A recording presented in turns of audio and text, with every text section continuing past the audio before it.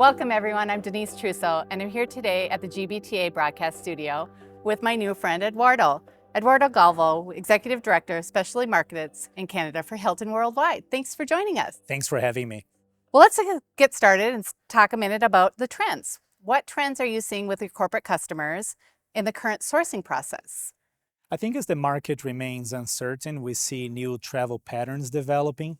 Also last year, we had a very delayed RFP season, and we're hearing from customers and consultants that, there's a big appetite for the 2023 season or 2024 start cycle one as early as July, which is great for everyone. Also ESG efforts, I think they play a very important role, and they're in one of the driving forces when it comes to choosing a hotel program. Sustainability has become key. And last but not least, I feel like dynamic pricing has finally picked up some steam, and customers are now understanding the real value of it, the consistent discounts across the board, and also the flexibility of adding more hotels throughout the year.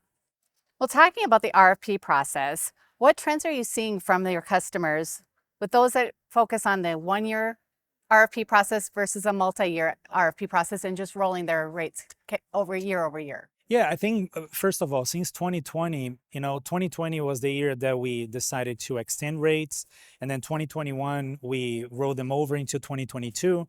We had a few RFPs last year, but I feel like in 2023, customers are really going out all in with a full RFP like they did in the past. I feel like there's a big desire for multi-year contracts, and just because of the uncertainty in the market, as I said before. But I think the biggest shift is related to this multi-year contracts are going to be based on dynamic pricing and no longer static rates. So are you seeing differences between your large corporate customers versus the small to mid-sized markets? Yeah, I think the larger enterprises adopted dynamic pricing a lot easier.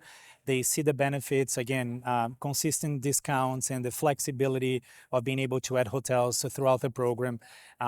It's less time consuming.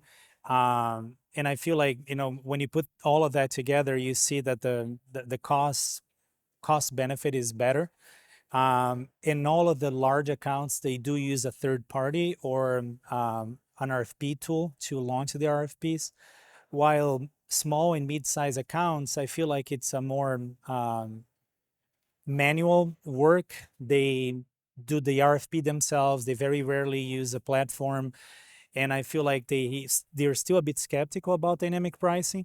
So we need to be more nimble when it comes to come up with an option or a suggestion to cater for both of these markets. Well, thank you, Eduardo and Hilton Worldwide, for joining us today at the broadcast studio. Appreciate the time and enjoy the rest of your conference. Thank you, Denise. It was my pleasure. Thank you.